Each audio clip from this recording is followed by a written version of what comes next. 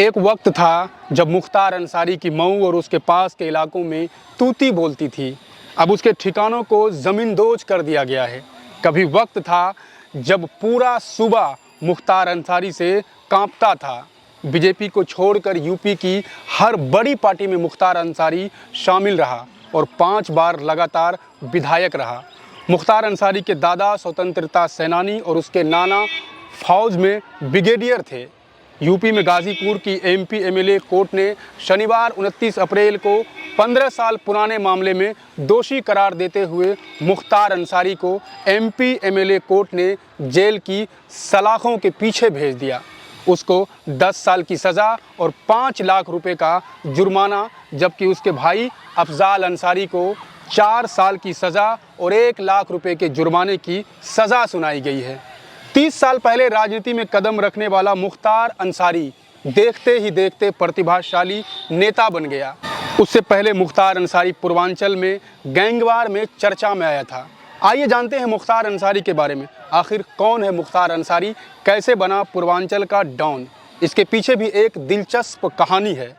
80 के दशक में मुख्तार अंसारी साधु सिंह के चक्कर में आकर अपराध की दुनिया में कदम रखता है।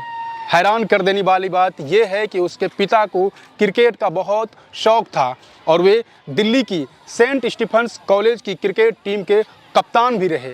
यही नहीं, मुख्तार अंसारी को भी क्रिकेट का बहुत बड़ा शौक था।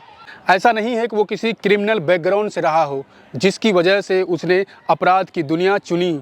मुख्तार अंसारी के दादा मुख्तार अहमद अंसारी महात्मा गांधी के करीबी और कांग्रेस के अध्यक्ष रह चुके थे। उनके नाना ब्रिगेडियर उस्मान सेना में रहे और साल 1947 की लड़ाई में शहीद हो गए। उनकी शहादत के लिए उन्हें महावीर चक्र से नवाजा गया। पिता सुहानुल्लाह अंसारी स्थानीय राजनीति में सक्रिय रहे। वहीं देश के पूर्व उपराष्ट्रपति हामिद अंसारी एक रिश्ते में मुख्तार अंसारी के चाचा लगते हैं, लेकिन उसकी कहानी में अपराध जुड़ गया और वो आज सलाखों के पीछे पहुंच गया। मुख्तार अंसारी 5 बार विधायक चुने गए। इनमें से 4 बार वो मऊ से लगातार विधायक रहे।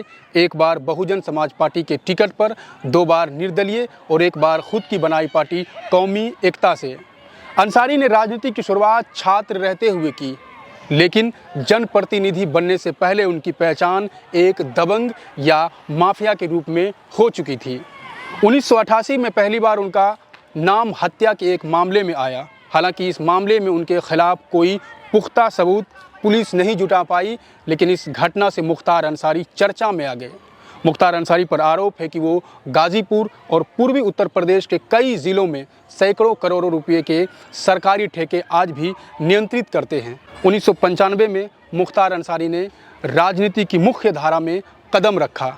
1996 में वो मऊ सीट से पहली बार विधानसभा के लिए चुने गए। उसी समय पूर्वांचल के एक अन्य चर्चित माफिया गुट के नेता ब्रजेश सिंह ने मुख्तार अंसारी के गुट के टकराव की खबरें भी चर्चा में आ रही थी। बताया जाता है कि अंसारी के राजनीतिक प्रभाव का मुकाबला करने के लिए ब्रजेश सिंह ने बीजेपी नेता कृष्णानंद राय के चुनाव अभियान का समर्थन किया। राय ने 2002 में उत्तर प्रदेश विधानसभा चुनाव में मोहम्मदाबादपुर से मुख्तार अंसारी के भाई अफजाल अंसारी को हराया था। बाद में कृष्णानंद राय की हत्या हो गई और इसमें मुख्तार अंसारी को मुख्य अभियुक्त बनाया गया। कृष्णानंद राय की हत्या के सिलसिले में उन्हें दिसंबर 2005 में जेल में डाल दिया गया। तब से वो बाहर नहीं आए।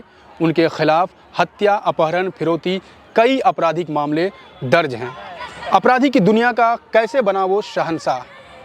दरअसल 80 के दशक में मुख्तार अंसारी कॉलेज में पढ़ाई के साथ साथ इलाके में दबंगई करना शुरू कर देता है। इस दौर में उसके पिता मोहम्मद बादशाह नगर पंचायत के चेयरमैन भी थे।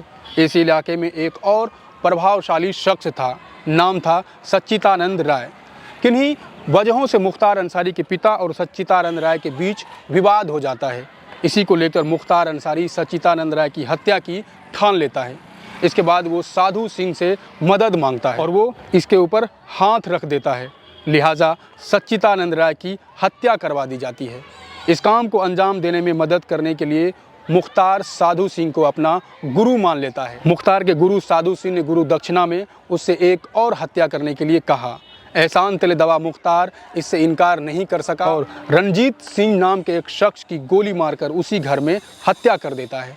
इसके बाद से मुख्तार और उसके गुरु साधु सिंह का सिक्का गाजीपुर से लेकर वाराणसी तक चलने लगता है और इस तरह से एक पढ़े लिखे परिवार का मुख्तार अंसारी आगे चलकर पूर्वांचल का डॉन बन जाता है और रणजीत सिंह नाम के एक शख्स की गोली मारकर उसी घर में हत्या कर देता है।